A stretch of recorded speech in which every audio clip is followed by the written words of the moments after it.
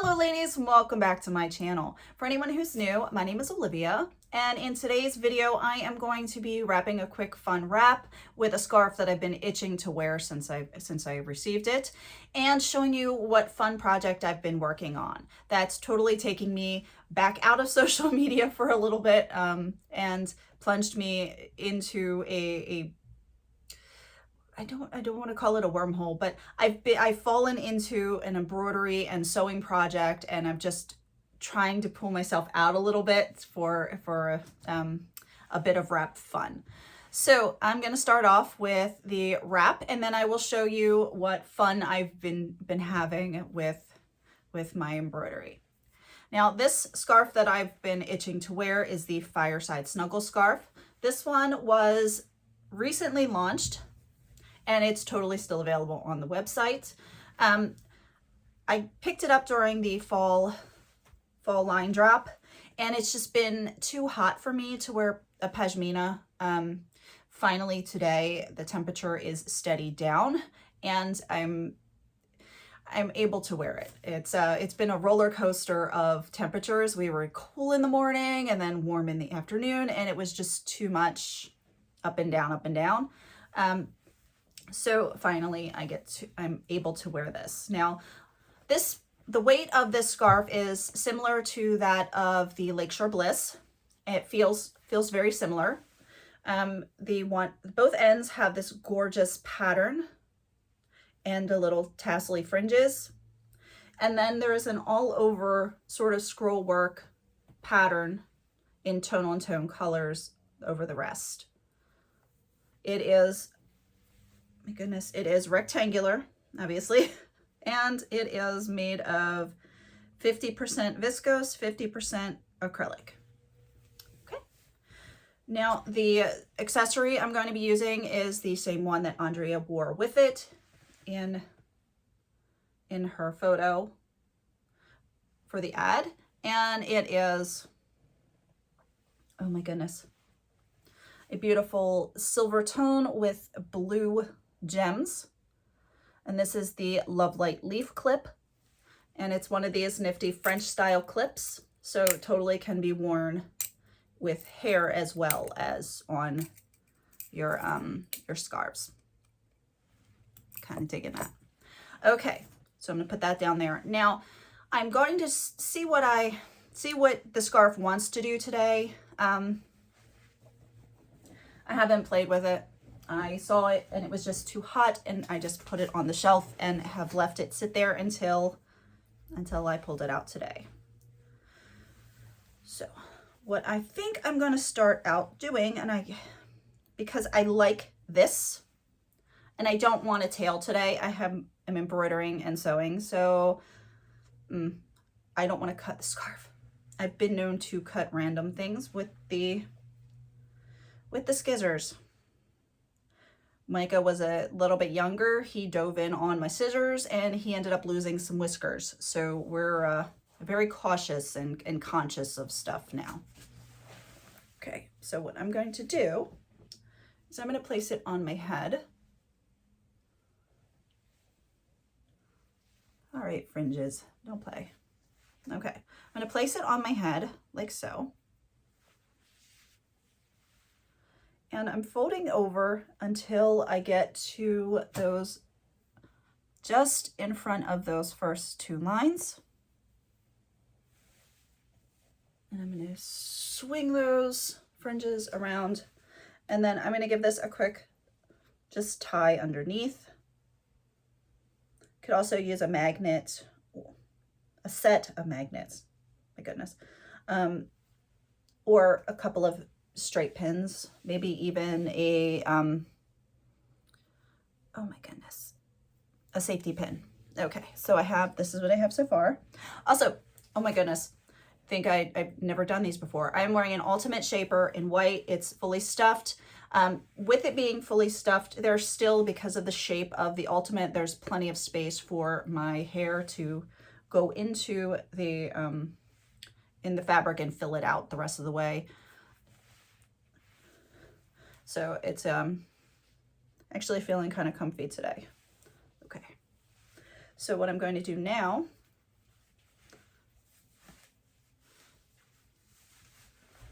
think, pulling this forward, trying to find the end. This is an interesting look. Not what I'm going for though.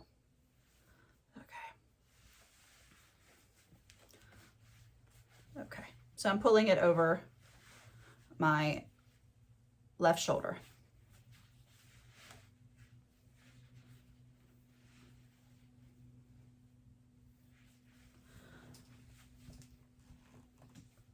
Going to fold this in, just like so. This is the way down.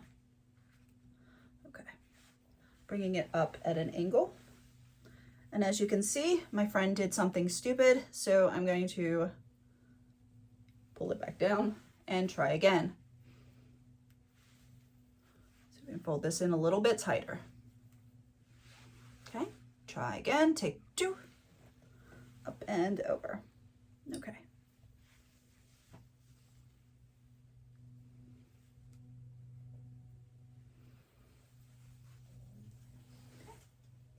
Now, I'm gonna push that to the back a little bit because I don't want to see that.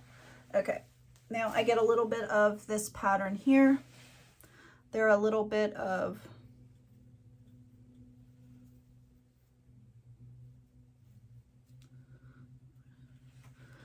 you definitely get to see this. It's like a headband. That's so cool. It turned out like a headband here. I get to see a little bit of this pattern. There's a little bit of crinkling up here, so that's okay.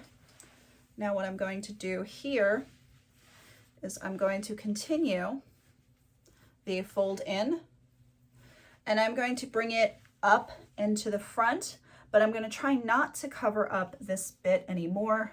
In fact, I'm going to open it up just a little bit more to see some of that paisley design. So I'm going to bring it up, over, and forward like so. Okay. And then I'm going to bring this back around.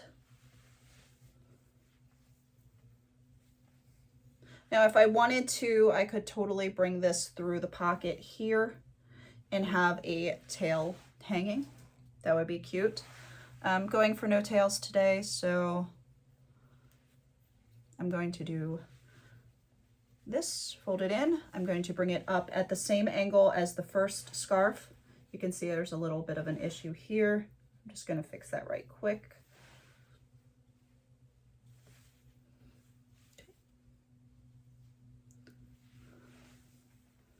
Just going to bring it up at the same angle after I tuck in the short bits. Okay, make sure all the short bits are in.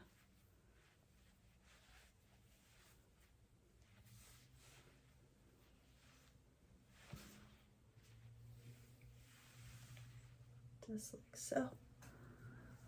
Okay, now I'm going to find the pocket right here and tuck in all those fringes. Okay, now I'm kind of digging this.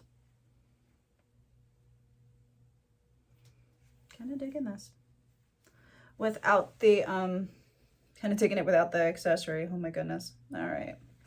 Now I did promise an accessory, so I will follow through with, I think I'm going to place the accessory right here. I don't think it needs to be in the front. I think right here is good. It's not necessary, but it's kind of interesting. So let's see.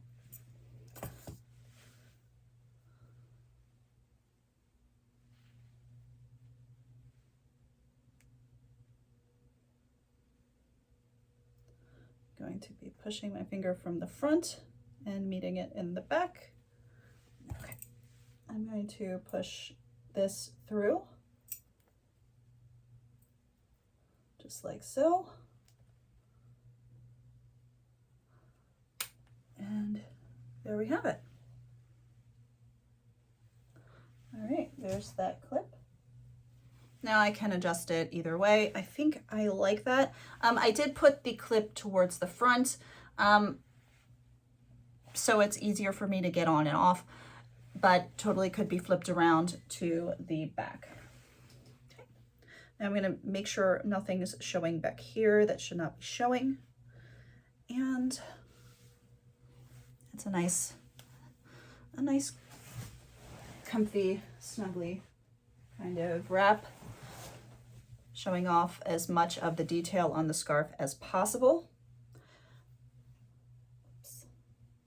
Trying to be very, very careful. I dropped something and I jammed my finger, so the nail broke way down here and is catching on everything.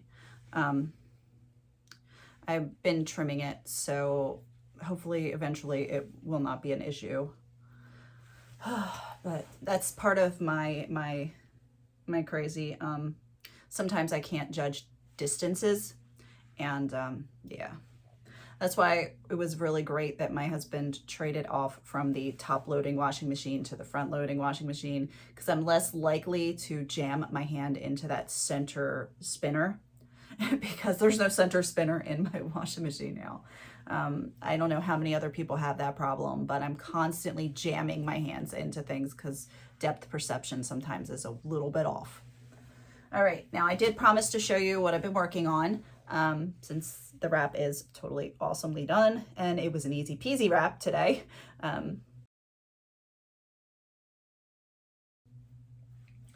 Now, the first thing that I worked on was this absolutely gorgeous kirtle. It's side lacing, which just means what it says is it laces right here in the side back on both sides instead of front lacing or back lacing. So let me hold this up. Oops, that's the back. Let me show you. Okay, so this is what I've got. This is a gorgeous, gorgeous brown velvet. It's like a dark chocolate brown velvet, like so. And then on the bottom, I have this beautiful fur trim. It's faux fur. Don't worry, no animals died producing this ensemble. I'm going to stand up. You may hear some squeaking and squealing because my chair tends to get stuck to the mat that it's sitting on, so I apologize in advance if there's squealing. Okay.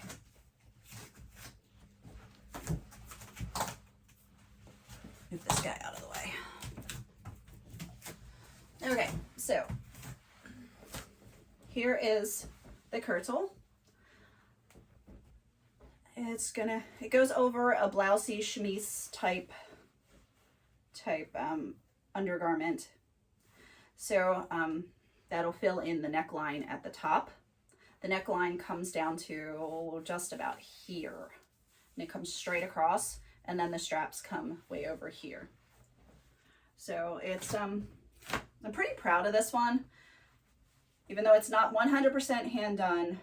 It's totally not 100% historically accurate. I did take liberties with it because, you know, I wanted to get it done and did not want to spend a month Sundays sewing seams and such. But the bottom has that beautiful, beautiful fur. Kind of excited. I did hand do all of the eyelets. I hand embroidered all of the eyelets on both sides of the front and both sides of the back. So that was kind of entertaining. They actually did get better as I went along, but this is the back with all the pleating, and it's really, really, really awesome. Totally proud of this one. Totally proud of this one. So with this, because my initial idea was to make the kirtle and then make a cloak to go with it, I realized rather quickly that I did not have enough curtain material to make both the dress and the cloak. So I decided to make a pair of sleeves that will be attached up here in 3 points with a ribbon. So let me show you the beautiful sleeves. I'll put this down while I'm standing. I'll show you the sleeves. These guys are awesome. I love the idea of detachable sleeves. So if it gets too hot, I can take the sleeves off. If it gets chilly, I can put them on. It's kind of like really awesome. Also makes the ensemble more versatile. Don't mind, doesn't, my blouse is getting bunched up in here. This will go on much nicer. But these are a size that are in between. I didn't want the really fitted cuff that was like this, but I also didn't want that ginormous cuff that I've seen in a lot of photographs. I think that would have been just way too much, way too much. So I went with a nice in between. Now this is also lined the same as the bodice with this beautiful, beautiful linen in a pumpkin color. So I've got a set of sleeves that I will be excitedly wearing. Yay!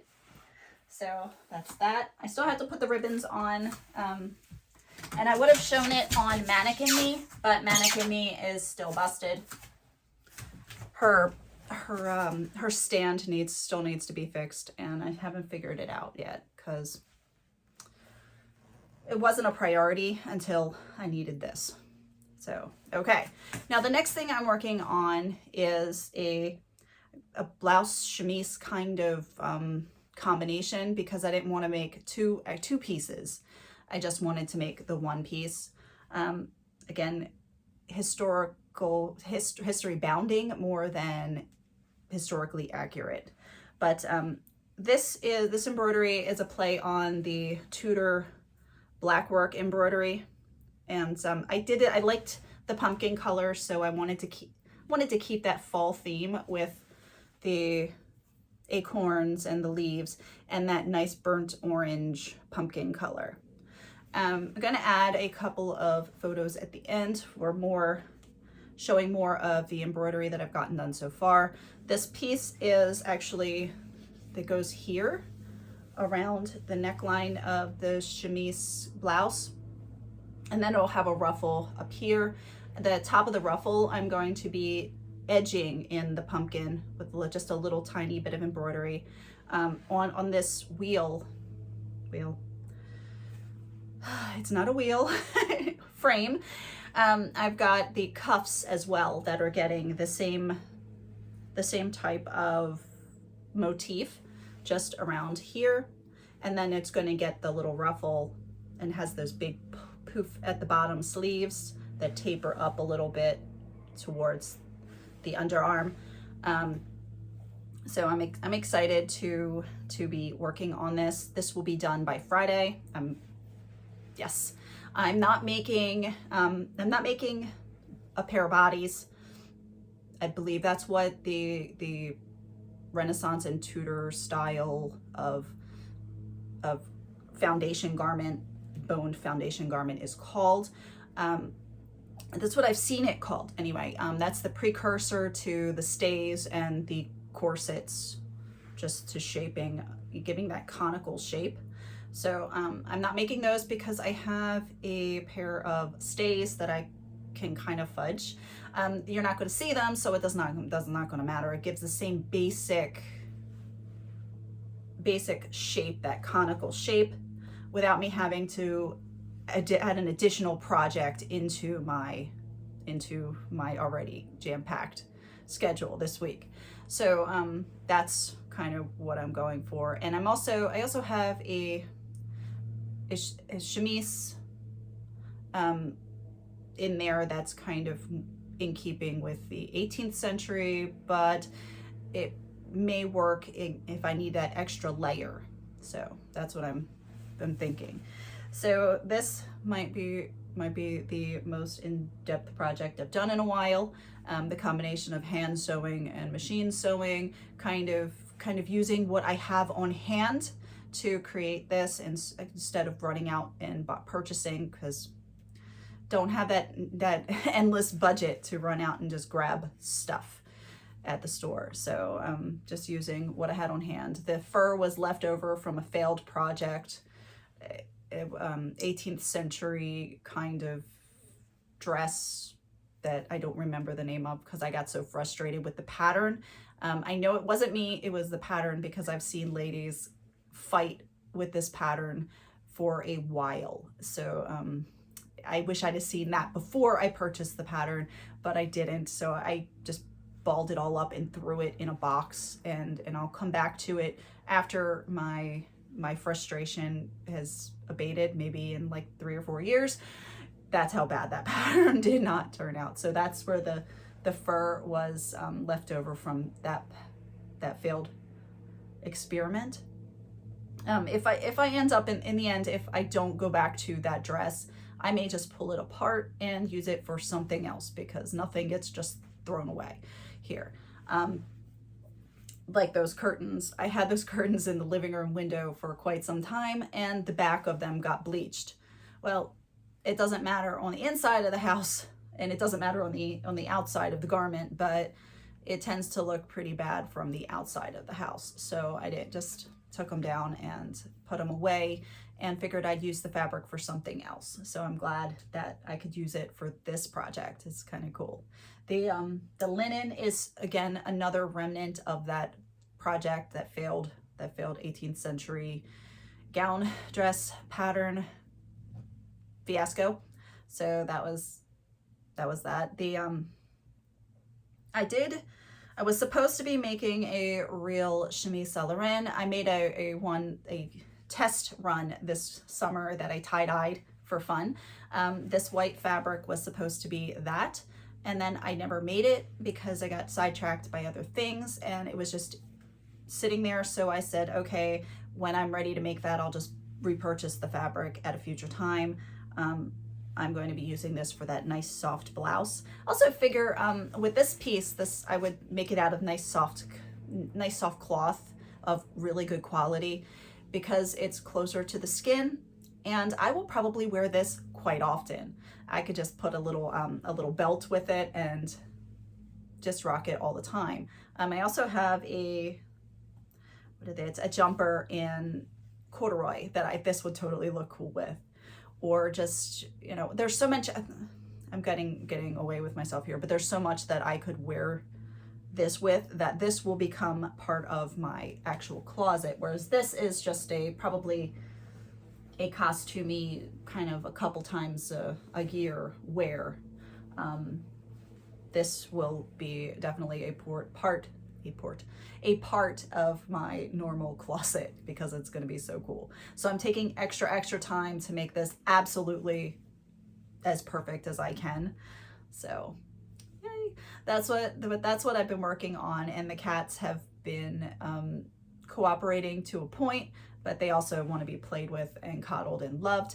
So I have to take breaks periodically to give them their attentions and stuff. Now, thinking of kitty cats, an update on Mr. Fish. We have changed the way we're feeding the cats. For a while, I gave them, because I thought I wanted to get some sleep at night. My boys wake me up at 4 in the morning. They sometimes a little earlier, maybe sometimes 10 or 15 minutes later, but they want me awake at 4 in the morning for feeding. And I thought I had this great idea earlier that I would put out a food tower for them, and then in the middle of the night, if they got they got hungry for that first meal, they would eat the kibble out of the tower. It didn't work that way. They were noshing all night and then getting me up for their wet food at 4 in the morning. So after this not working for a while, and Mr. Luna Fish's belly getting quite large, my daughter says he looks like a bowling ball, so he's so cute. But I don't want to take any chances of him getting any issues with being too chunky. I've totally pulled up the food tower. And they get we serve them the little tiny cans. They each get 2 of those little tiny cans, and then they get a scoop of the kibble during the day. That's their new routine. So they're going to be whining and crying because they think they should be able to graze, and that's not a good idea. Micah could handle it. Micah lost a couple of pounds when I was on vacation, and then he just hasn't gained it back. He's just been really super active. He's not been eating tons and tons to gain all that back, and he's been active.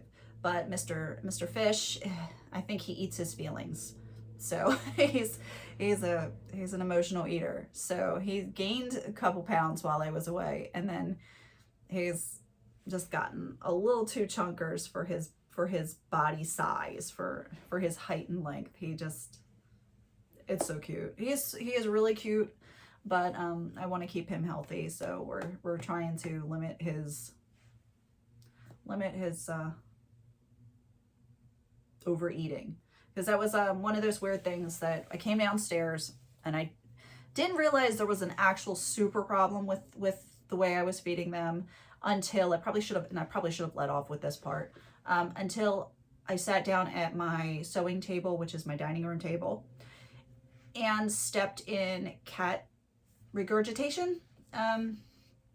It looks like one of them, probably Luna, because that's his favorite spot under the table, had binged and purged under the table. And that's kind of not a good thing. No, it's not kind of not a good thing. That's just not a good thing. So, yeah, that's when I started to realize that what we were doing was totally not okay. So we may have some little aggravated kitties running in here during the video tapings because I'm not allowing them to free feed anymore. I don't know if anybody else has these issues, or anybody else has these is on the same journey as I am, but these are my first cats since becoming an adult. I have not had cats. I have not had pets as an adult. So this is all new completely to me, because the experience, I've had cats pretty much my whole childhood and up until I got married. I had cats and dogs and stuff, but it's not the same being a child with an animal and being an adult who's responsible for the animal. Because yes, we make our children feed the animals and water the animals, but it's not the same kind of responsibility and knowledge as being the adult responsible for the little furball life. I must have gotten eyeshadow in my eyeball. My eyeball is watering. So yeah, so it's something, it's a learning process. I did, it's kind of funny, but I did the same thing that I think new parents do, is I over researched and overwatched and ended up like driving myself completely insane, and the poor cat's insane, with learning about how to take care of them. It was kind of interesting. So I'll keep you updated on how this process is going to get Mr. Fish back to his ideal happy weight, and the whole whining for food. Oh my goodness. So you might see him. He was in here before, and Micah got in trouble for pouncing the screen, and he was not pleased with me. I guess I didn't say this, but my studio is on the 3rd floor of my house. So it's a pretty long fall out of the window, and I prefer him not to fall out. I mean, that's ideally he would not. So, and it's not like we were downstairs on the ground level, so that if he knocked the screen out and he just plopped like 4 feet onto the ground, that's a little different than falling from the 3rd floor. So I closed the window quite a lot, so he got mad at me and hightailed it out of here to a lower space. But I hope everyone has a wonderful day, and I will see you in the next tutorial.